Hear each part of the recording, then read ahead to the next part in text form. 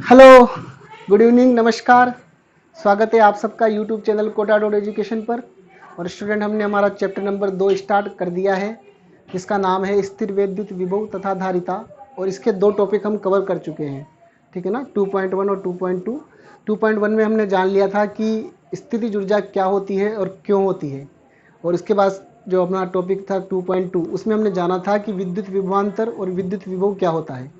तो विद्युत विभवांतर हमने कहा था कि विद्युत क्षेत्र में एक बिंदु से दूसरे बिंदु तक जाने में जो किया गया कार्य होता है प्रति एकांक धन आवेश, वो विद्युत विभवांतर होता है। और विद्युत विभव की गणना करने के लिए हम अनंत से आते हैं। तो आपको मैंने उस समय कहा भी था कि थ्रू आउट चैप्टर ये बात आप ध्यान रखना कि अगर आपको किसी बिंदु पर विभव ज्ञात करना है तो आपको हमेशा विद्युत क्षेत्र के विरुद्ध अनंत से आना पड़ेगा। तो यहाँ पर भी हम कुछ ऐसा ही करने वाले हैं। देखो यहाँ पर हमारा आज हम फर्स्ट डेरिवेशन करेंगे। फर्स्ट डेरिवेशन हमारा है किसी बिंदुवत आवेश के कारण विद्युत विभव की गणना, ठीक है ना। बिंदुवत आवेश के कारण हमने इलेक्ट्रिक फील्ड निकाला था पिछले चैप्टर में, ठीक है ना। क्या निकाला था हमने? E बराबर KQ/R²। तो उसकी गणना अपन ने करी थी। ऐसे यहाँ पर अब हमें यहाँ पर विभव की गणना करनी है। तो देखो, मान लो यहाँ पर बिंदु O पर एक आवेश Q है और इससे R दूरी पर कोई बिंदु P है। यहाँ पर इस आवेश के कारण कितना विभव होगा ये हमें ज्ञात करना है, ठीक है। तो इसके लिए हम क्या करेंगे कि इस आवेश के विद्युत क्षेत्र में, इस आवेश का विद्युत क्षेत्र चारों ओर फैल जाएगा। तो उसके इसके विद्युत क्षेत्र में एक परीक्षण आवेश को हम अनंत से लाएंगे, क्योंकि विभव की गणना करने के लिए आपको अनंत से ही आना पड़ता है। ये बात इस पूरे चैप्टर में एक जैसी ही रहेगी, ठीक है ना। जब भी आपको विभव की गणना करनी होगी आपको हर बार अनंत से ही आना पड़ेगा, ठीक है। इसका रीजन मैंने आपको पिछले 2 वीडियो में समझा ही दिया था। तो यहाँ पर देखो, एक आवेश Q है जो बिंदु O पर रखा हुआ है और बिंदु P पर हमें विभव की गणना करनी है। तो एक परीक्षण आवेश Q0 को मैं अनंत से विद्युत क्षेत्र के विरुद्ध लेके आ रहा हूँ, क्योंकि धन आवेश है। धन आवेश का बिंदु P पर विद्युत क्षेत्र इससे दूर की ओर रहेगा E वेक्टर, और हम ऐसे चल के आ रहे हैं उल्टा विद्युत क्षेत्र के विरुद्ध। तो DL वेक्टर की दिशा होगी हमारे चलने की दिशा। तो बिंदु P पर दोनों देखो एक दूसरे के अपोजिट रहेंगे, मतलब दोनों के बीच का कोण जो रहेगा 180 रहेगा। देखो यहाँ लिखा हुआ है, यहाँ DL E वेक्टर व DL वेक्टर के मध्य का कोण थीटा बराबर कितना होगा? 180 होगा। इसका यूज अभी हम डेरिवेशन में करेंगे, ठीक है ना। इसके अलावा जब हम उधर से आते हैं तो उधर से आने पर देखो L बढ़ता है, क्योंकि L की गणना इधर से चलती है। तो जब उधर से हम आएंगे तो L बढ़ता जाएगा, ठीक है ना। और इधर से लिया जाता है R के रूप में। तो अगर हम आवेश से दूर जाते हैं तो R बढ़ता है। तो अगर हम आवेश से दूर चलेंगे तो R बढ़ेगा और उधर से चलेंगे तो L बढ़ेगा। तो दोनों एक दूसरे के एंटी हुए हैं। जब R बढ़ेगा तो L कम हो जाएगा और L बढ़ेगा तो R कम हो जाएगा। इस बात का यूज भी हम यहाँ करने वाले हैं। तो चलिए मैं स्टार्ट करता हूँ। पहले मैं इसकी प्रस्तावना पढ़ लेता हूँ। प्रस्तावना क्या है? देखो, किसी बिंदुवत आवेश Q के कारण, किसी बिंदुवत आवेश Q के कारण इससे R दूरी पर स्थित किसी बिंदु P पर विद्युत विभव की गणना करनी है।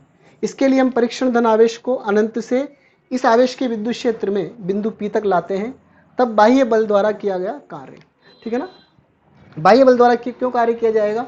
क्योंकि परीक्षण आवेश को हम स्वयं लेके आ रहे हैं, ठीक है ना। हम बाह्य बल लगा के इसको लेके आ रहे हैं, क्योंकि क्षेत्र जो है, अगर क्षेत्र की बात करें हम, तो क्षेत्र तो जो है ये आवेश से दूर की ओर है। तो परीक्षण आवेश इसके कारण तो क्या होगा? दूर की ओर चलेगा, मतलब वो इधर नहीं आएगा, ये इलेक्ट्रिक फील्ड की दिशा में जाएगा। क्योंकि धन आवेश के कारण ये भी धन आवेश है, ये भी धन आवेश है। धन आवेश से प्रतिकर्षित होगा और इस मूल आवेश से वो दूर जाएगा।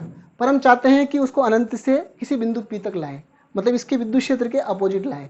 तो हमें लाने में बाह्य कार्य करना पड़ेगा, और वही बाह्य कार्य यहाँ पर सिस्टम में स्थितिज ऊर्जा के रूप में संचित हो जाता है। तो देखिए यहाँ पर मैंने कार्य जो मैंने पिछले आपकी क्लास थी, अपनी पिछला वीडियो था, उसमें ये सब बातें मैंने डिटेल में आपको बहुत समझाई थी। तो अगर आपको कोई थोड़ा सा भी डाउट है तो पिछला वीडियो जरूर देखें आप लोग, ठीक है ना। ये क्वेश्चन मैंने पिछले वीडियो से ली है। हम जानते हैं किया गया कार्य जो होता है अनंत से आने में, वो होता है -Q0 अनंत से P E.dl, ठीक है। अब देखो यहाँ पर हमें विभव की गणना करनी है। तो विभव हमने पिछली वीडियो में पढ़ा था कि W/Q0 होता है। तो मैं इस Q0 को यहाँ बटा में ले लूँगा। तो W/Q0 बराबर माइनस इंटीग्रेशन अनंत से P E.dl, ठीक है। अब देखो यहाँ पर E और dl के बीच कोण 180 है। तो मैं E.dl को ओपन कर देता हूँ। तो E.dl को ओपन करेंगे हम तो क्या बनेगा? देखो, EDL कोस 180, ठीक है, ऐसा बन जाएगा। और W/Q0 जो होगा वो विभव बन जाएगा बिंदु P पर, क्योंकि हम बिंदु P तक आ रहे हैं, तो अनंत से जब आते हैं तो बिंदु P पर विभव बन जाएगा। तो Vp बराबर ऐसा पद हमें मिल जाएगा। अब कोस 180 की जो वैल्यू होती है, कोस 180 ये बराबर होता है -1। तो यहाँ पर -1 रखेंगे तो माइनस से माइनस गुणा होके प्लस हो जाएगा, और इसकी वैल्यू हमारे पास आ जाएगी माइनस इंटीग्रेशन अनंत से P EDL, sorry minus minus plus हो जाएगा ना, तो EDL रह जाएगा केवल, ऐसा मान हमें मिल जाएगा। अभी जो P है हमारे पास सिंबॉलिक लिमिट है, अब मैं इसको रियल लिमिट में चेंज करूंगा, R के रूप में लेके आऊँगा। देखो हमारे रिजल्ट जो आते हैं यहाँ पर, हमारे जो भी रिजल्ट हमने प्राप्त करने हैं वह आवेश से दूरी R के रूप में प्राप्त करने हैं, हमें रिजल्ट L के रूप में प्राप्त नहीं करना है। जैसे हमने विद्युत क्षेत्र वगैरह जितने भी निकाले थे, तो आपको सब में ध्यान होगा कि हमने सब में आवेश से दूरी R ली थी, तो इसलिए रिजल्ट वहाँ सब R के रूप में आते थे। चाहे अपन बिंदुवत आवेश का ले लें, E बराबर KQ/R², विद्युत द्विध्रुव का ले लें 2kp/r³ अक्ष पे, तो सारे रिजल्ट हमने R के रूप में ही निकाले हैं। तो यहाँ भी रिजल्ट मैं R के रूप में निकालूंगा, तो मेरे को क्या करना पड़ेगा कि जो L आ रहा है इसमें, ये इस L को R में चेंज करना पड़ेगा। तो बहुत ही सिंपली अपन चेंज कर सकते हैं। मैं यहाँ लिखूंगा DL बराबर -k dr।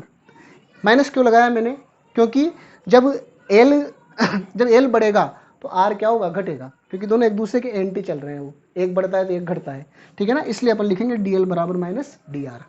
तो यहाँ मैं इसका यूज करता हूँ।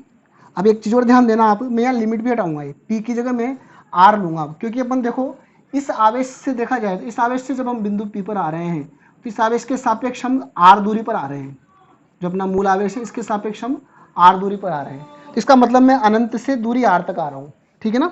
इसलिए मैं यहाँ पर लिखूंगा बराबर अनंत से बिंदु दूरी R तक, और E इंटू जाएगा -k dr, और कुल मिला के बन जाएगा माइनस इंटीग्रेशन EDR अनंत से R। तो अब हमारी जो लिमिट है वो वास्तविक लिमिट में चेंज हो चुकी है। देखो अपन को समाकलन भी R के सापेक्ष करना है और लिमिट भी R के रूप में आ गई, तो हम अब वास्तव में समाकलन कर पाएंगे, ठीक है ना। तो स्टूडेंट आपको समझ में आ रहा है यहाँ तक, मैं इसके आगे अब कंटिन्यू करता हूँ, क्योंकि थोड़ा मेरे को मिटाना पड़ेगा अब यहाँ से।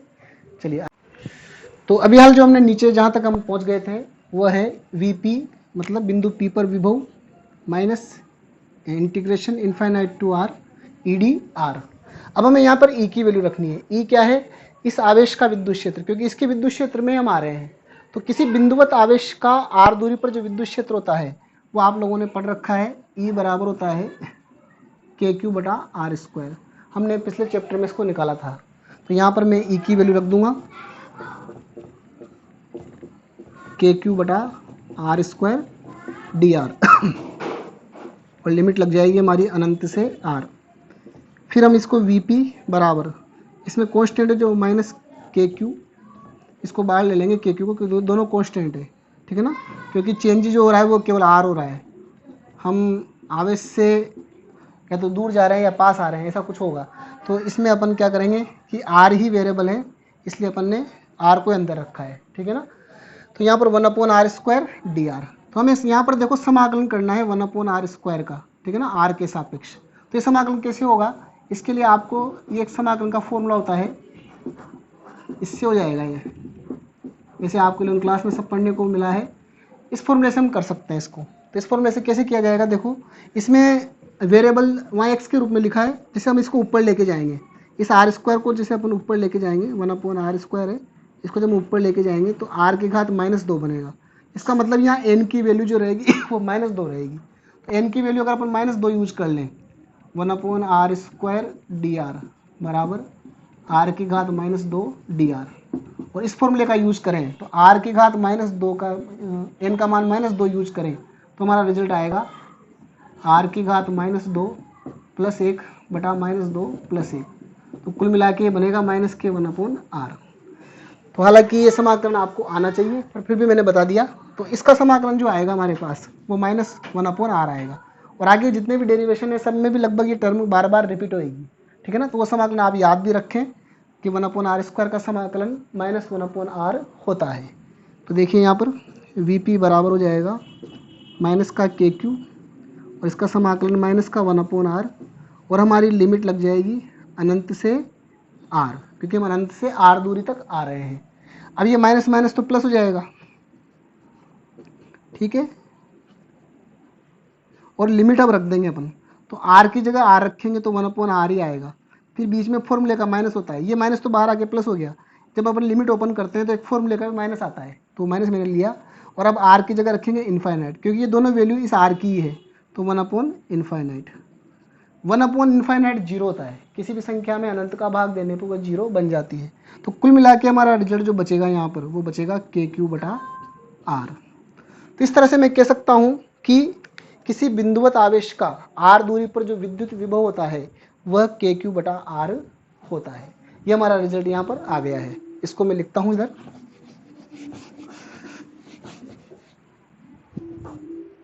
देखो, तो VP बराबर आ गया हमारे पास KQ/R। तो इसको याद रखें, काफ़ी इंपॉर्टेंट रिजल्ट है। इसके ऊपर अभी हम न्यूमेरिकल्स भी करने वाले हैं, ठीक है ना। और इसका रिजल्ट भी हम लिखते हैं, इसके क्या क्या रिजल्ट हैं डेरिवेशन के। तो पहला रिजल्ट तो आपको मिला, देखो यहाँ पर कि V प्रोपोर्शनल टू 1/R है। बहुत से लेखक इसको केवल V भी लिखते हैं, बहुत से लेखक इसको VR भी लिखते हैं, R दूरी पर विद्युत विभव, और केवल V भी लिखा जा सकता है। तो अपन सिंपली लिखने के लिए V प्रोपोर्शनल टू 1/R ऐसे लिख सकते हैं। इसका अर्थ क्या हुआ कि इसका अर्थ हुआ कि जैसे जैसे R बढ़ेगा V का मान क्या होगा, कम होगा। इसका मतलब होगा कि हम आवेश से अगर दूर जाते जाएंगे तो दूर वाले बिंदुओं पर विद्युत विभव में कमी आती जाएगी, ठीक है ना। तो आपको समझ में आ रहा है। इसके बाद देखो मैं आगे चलता हूँ। अब इसका एक अपन ग्राफ बनाते हैं, V व R के मध्य आलेख। तो आलेख बहुत सिंपल है इसका। देखिए, हम एक अक्ष पे तो R को ले लेंगे और y अक्ष पे हम विभव के मान ले लेंगे, और यहाँ पर होने का मतलब हम r बराबर 0 पे हैं, मतलब हम आवेश पर हैं। अब जैसे जैसे दूर जाएंगे हम, मतलब r बढ़ेगा तो v के मानों में क्या होगी कमी आती जाएगी। तो यहाँ पर देखो v का मान जो है वो इस तरीके से घटता हुआ जाएगा, क्योंकि अगर मान लो आप r बराबर 0 पे हो तो इसका मतलब वहाँ पर लगभग इन्फाइनाइट मान सकते हैं। तो 0 पे लगभग ये इन्फाइनाइट रहेगा, और जैसे जैसे दूरी अपन बढ़ते जाएंगे आवेश से, वैसे वैसे v का मान घटता हुआ चला जाएगा। तो इस तरह का आलेख हमें प्राप्त हो जाएगा। तो स्टूडेंट, आपको ये डेरिवेशन समझ में आया होगा, ठीक है ना। तो इसका रिजल्ट आप ध्यान रखें, ग्राफ ध्यान रखें। परीक्षा में पूरे 4 नंबर हमको देता है ये, ठीक है। तो आप इसको ज़रूर ध्यान रखें। चलिए अब आगे मैं आपके इस डेरिवेशन से रिलेटेड जो न्यूमेरिकल्स हैं उसको मैं आपको बताता हूँ। तो आइए सबसे पहले करते हैं हम अपनी NCERT का एग्जाम्पल नंबर 2.1, ठीक है। तो क्वेश्चन है उसका, देखो ए वाला, आवेश 4 × 10⁻⁷ कूलाम के कारण इससे 9 सेंटीमीटर की दूरी पर स्थित किसी बिंदु P पर विभव ज्ञात कीजिए। जैसे मान लो ये अपने पास आवेश है Q बराबर है 4 × 10⁻⁷ कूलाम। अब इससे हमें 9 सेंटीमीटर दूर पर एक बिंदु P है, मतलब R का मान हम मान लेंगे 9 सेंटीमीटर। तो वहाँ पर हमें इस आवेश के कारण विभव ज्ञात करना है। और दूसरा क्वेश्चन है, अब आवेश 2 × 10⁻⁹ कूलाम को अनंत से बिंदु P तक लाया जा रहा है। कोई दूसरा आवेश है Q0 जिसका मान हमारे पास है 2 × 10⁻⁹ कूलाम। इसको हम क्या करें, अनंत से ला रहे हैं, ठीक है ना, बिंदु P तक ला रहे हैं इसको, आवेश को। तो यहाँ तक लाने में कितना कार्य होगा ये हमें ज्ञात करना है। और एक क्वेश्चन और पूछा गया है हमसे, क्या उत्तर जिस पथ के अनुदिश लाया गया है उस पर निर्भर करता है। क्या ये उसका मतलब है कि क्या जो हम कार्य कर रहे हैं ये पथ पर निर्भर करता है क्या। तो इन सब के आंसर हमें यहाँ पर देने हैं। तो अब वो सबसे पहले मैं ए वाले का आंसर करता हूँ। देखो, तो हमें विभव ज्ञात करना है। तो हमारा आवेश जो है वो बिंदुवत आवेश है। बिंदुवत आवेश का जो विभव होता है वो V बराबर KQ/R होता है। अभी हाल हमने डेरिवेशन में इसको ज्ञात किया है। तो यहाँ पर मैं वैल्यूज रख देता हूँ। देखो, V बराबर K की वैल्यू हम जानते हैं 9 × 10⁻9 होती है। Q की वैल्यू हमारे पास है 4 × 10⁻⁷, और R की वैल्यू आप 9 सेंटीमीटर है, जिसको हमें मीटर में कन्वर्ट करना पड़ेगा। तो मीटर में कन्वर्ट करने के लिए -2 से मैं गुणा कर दूंगा, ठीक है। अब देखो 9 से 9 कट जाएगा यहाँ पर, और -2 ऊपर जाके +2 जाएगा, मतलब इसमें जोड़ दो तो 11 हो गया। 11 में 7 जाएगा तो 4 बचेगा। तो कुल मिला के आ जाएगा 4 × 10⁻4 इतने वोल्ट का विभव हमारे पास आ जाएगा, ठीक है। तो हमने इस बिंदु P पर जितना विभव है वह ज्ञात कर लिया है। अब हमसे पूछा जा रहा है नेक्स्ट कार्य कितना होगा। तो मैं यहाँ निकाल देता हूँ। देखो, बी वाले का आंसर करते हैं अपन। इस बिंदु तक लाने में कितना कार्य होगा। तो हमने एक फॉर्मूला पढ़ा है v बराबर W/Q0, ठीक है ना। किसी बिंदु पर विभव जो होता है वो W/Q0 किए गए कार्य और आवेश का अनुपात होता है। तो इसी से हमारा रिजल्ट आ जाएगा, किया गया कार्य बराबर होगा Q0V। इसको इधर गुणा कर देंगे तो Q0V आ जाएगा। तो हमें कार्य ही ज्ञात करना है यहाँ पर, तो हम इस फॉर्मूले में मान रख देंगे। देखो तो Q0 का मतलब लाया जाने वाला आवेश, तो लाया जाने वाला आवेश है 2 × 10⁻⁹ कूलम, तो उसका मान हम रखेंगे। और विभव, जिस बिंदु तक ला रहे हो वहां पर विभव, तो बिंदु P पर जो विभव है हमने ज्ञात कर लिया अभी हाल, 4 × 10⁴।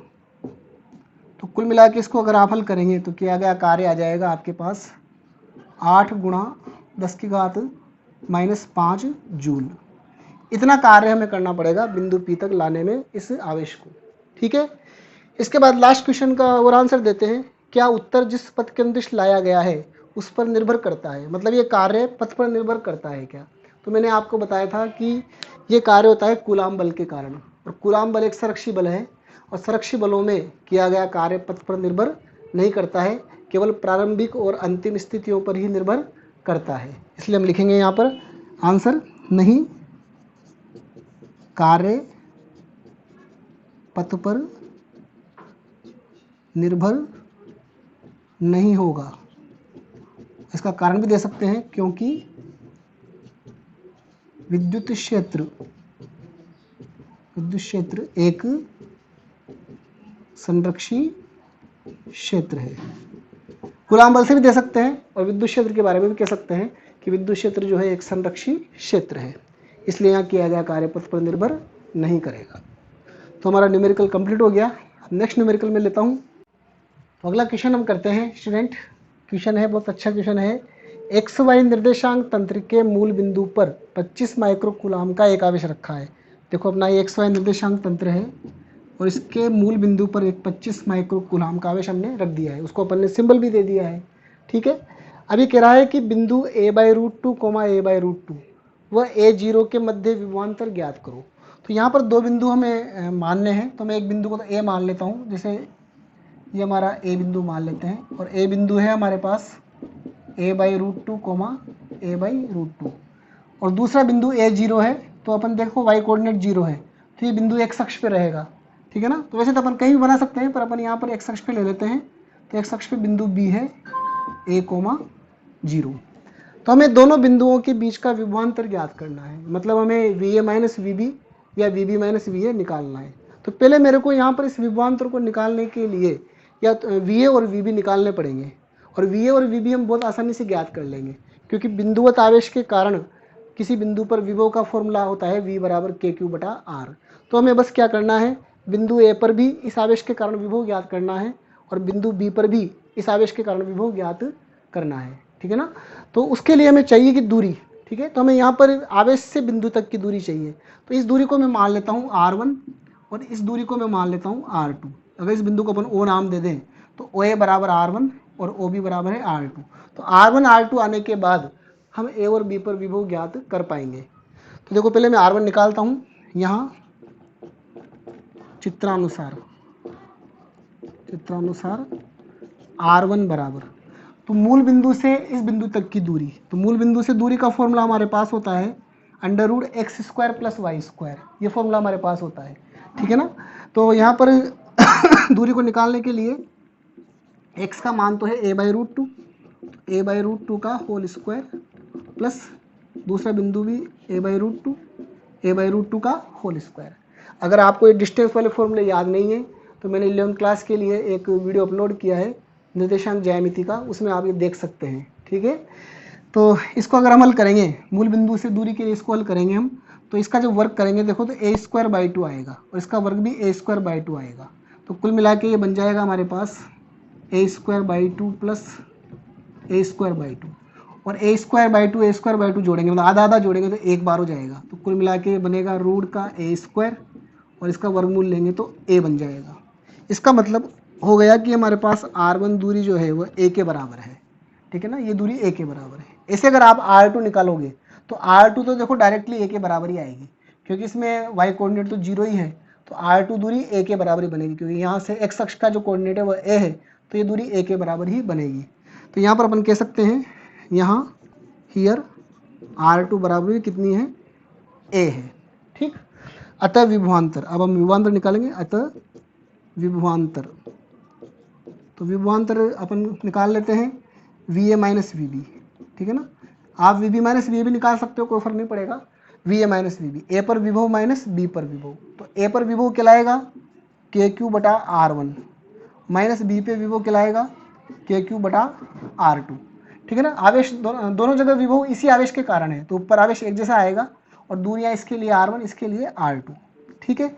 अब हम R1 R2 के मान यहाँ रख दें, देखो तो यहाँ पर ये हो जाएगा KQ बटा A माइनस KQ बटा A, ठीक है। तो वैसे तो हम Q का मान हमारे पास है 25 माइक्रोकूलम, पर इस मान को रखने की हमें आवश्यकता ही नहीं पड़ेगी क्योंकि ये पद इससे पूरा कट रहा है।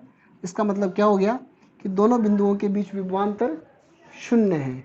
इसका मतलब A पर जितना विभव है उतना ही B पर विभव है, तो विभवांतर अपने आप क्या हो जाएगा, शून्य हो जाएगा। तो अच्छा क्वेश्चन है, इस लेवल के क्वेश्चन एग्जाम में आते हैं, तो आप इसको सीख गए होंगे। तो आज का टॉपिक हमारा अभी यही समाप्त होता है, फिर एक नए टॉपिक के साथ मैं मिलूँगा। और स्टूडेंट आप पूरी प्रैक्टिस कीजिए, पूरी मेहनत कीजिए, और मैं कुछ समय में अब हर वीडियो के साथ आपके लिए प्रैक्टिस के लिए क्वेश्चंस भी आपको दूंगा, ठीक है ना। थोड़ा उसमें वक्त लग रहा है अभी, पर बहुत जल्दी वो चीज़ स्टार्ट हो जाएगी, तो इससे आपकी क्वेश्चन प्रैक्टिस भी अच्छे बनने लग जाएगी। इसके अलावा NCERT के जो सारे क्वेश्चन है मैं एक साथ आपको पूरे वीडियो में बता ही रहा हूँ, तो इसका भी जब चैप्टर अपना समाप्त हो जाएगा तो NCERT के सारे क्वेश्चन मैं आपको उसके साथ बता दूंगा। और उसके बाद फिर हमारा इस चैप्टर के बाद हमारा इलेक्ट्रोस्टैटिक्स का पार्ट कंप्लीट हो जाएगा। इलेक्ट्रोस्टैटिक्स में हमारे पास चैप्टर नंबर 1 और चैप्टर नंबर 2 है, तो दोनों कंप्लीट होने के बाद हम क्या करेंगे, यहाँ पर एक कंपटीशन का वीडियो भी मैं आपके लिए लेकर आऊँगा, ताकि इन दोनों चैप्टर के इंक्लूडिंग आपका कंपटीशन भी तैयार हो सके। तो चलिए स्टूडेंट, मिलते हैं फिर, बाय।